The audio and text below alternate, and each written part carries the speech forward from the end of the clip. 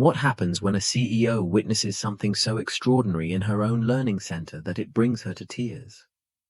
Let's dive into a story that shows how one teacher's secret actions changed an entire company forever. Scarlett Winters became the CEO of Bright Path Learning Centers at just 38, inheriting not just a business, but her father's legacy of making quality education accessible to all children. But as her company grew to over 60 locations nationwide, something didn't feel right. Reports showed declining enrollment at their Detroit center, and parent reviews were becoming increasingly mixed. That's when Scarlett decided to do something that would change everything.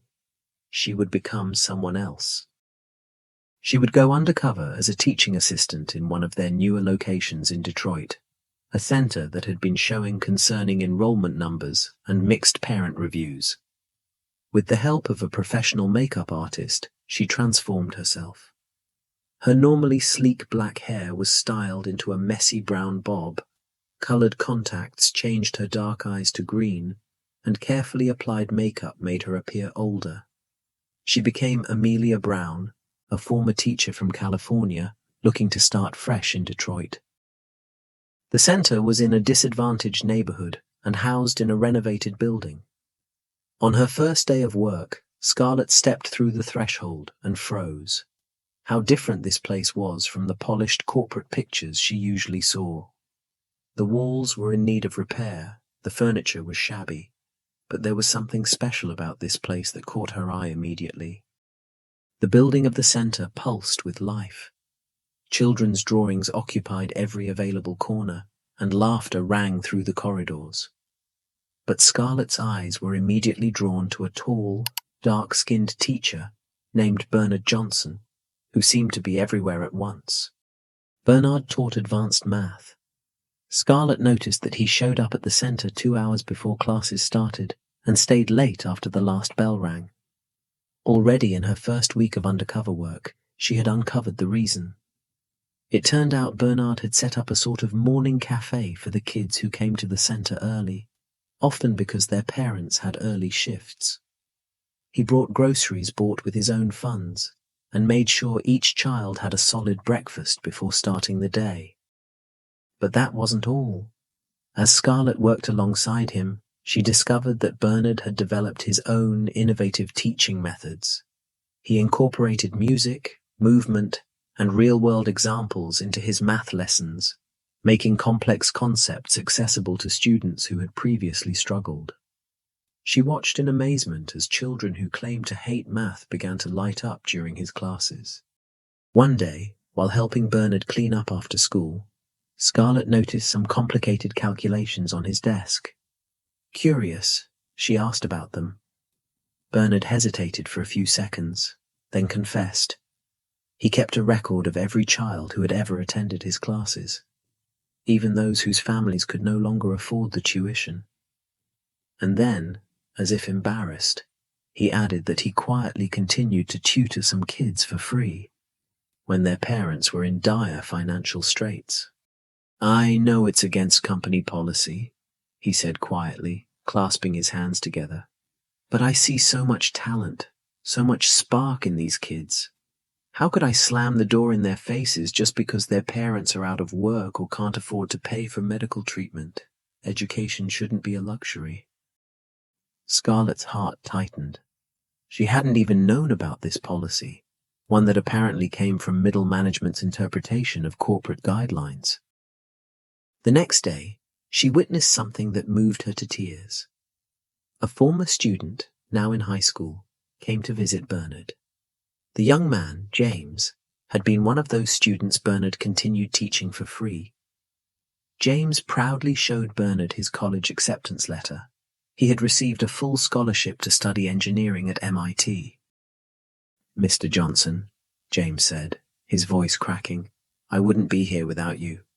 When my dad lost his job and we couldn't afford the classes anymore, you didn't give up on me. You taught me more than math. You taught me to believe in myself." On her last day undercover, Scarlett learned one final detail that left her stunned. Bernard had been offered positions at prestigious private schools with double his current salary, but he had turned them down.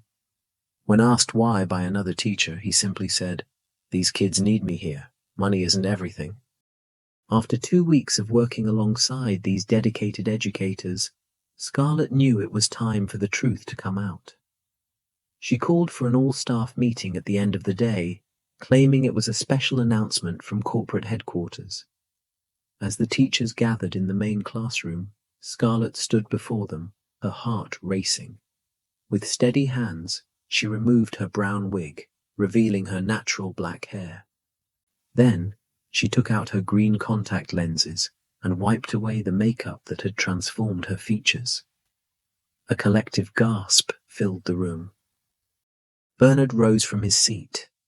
Leaning away from the desk he was leaning against at the back of the room, he froze with eyes widened in surprise. Standing right in front of them was the CEO of Bright Path Learning Centers. "I came here because I wanted to understand our centers better," she began, her voice emotional. "What I found was something my father always dreamed of, a teacher who truly embodies our mission of making quality education accessible to all." Scarlett announced several major changes, inspired by what she had learned. First, Bernard would become the new Director of Educational Innovation for all Bright Path Centers, with a mandate to train other teachers in his methods and implement his tracking system company-wide. His salary would triple, but he would continue teaching at the Detroit Center part-time at his request. Second, she established the Bright Path Promise, a new program to ensure that no child loses an opportunity to learn because of a family's financial hardship. The company will create a special scholarship fund for this purpose, and Elizabeth has committed to personally doubling every corporate dollar from her own funds. Third, each center will begin offering breakfasts, which will be fully funded by the company. The Detroit Center will be completely renovated, but will not lose its warm, individual atmosphere. Finally, she announced that Bernard's story will become part of mandatory training for all company employees. His act would teach new employees an important lesson. Sometimes, to change the system for the better, you have to have the courage to follow your principles, even if it means breaking formal rules. Bernard, overwhelmed by these announcements, shared something he had never told anyone. He had been a struggling student himself until a caring teacher changed his life. "I just wanted to be that person for someone else," he said. The changes transformed not just the Detroit Center, but the entire company. Enrollment numbers increased across all locations, teacher retention improved, and student success rates soared.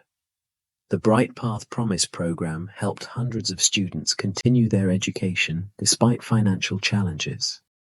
A year later, Scarlett returned to the Detroit Center, now openly, unmasked. The building had been renovated, but the walls were still covered with children's drawings. Bernard, as before, came in before school started to share breakfast with his students, only now in the spacious, bright cafeteria.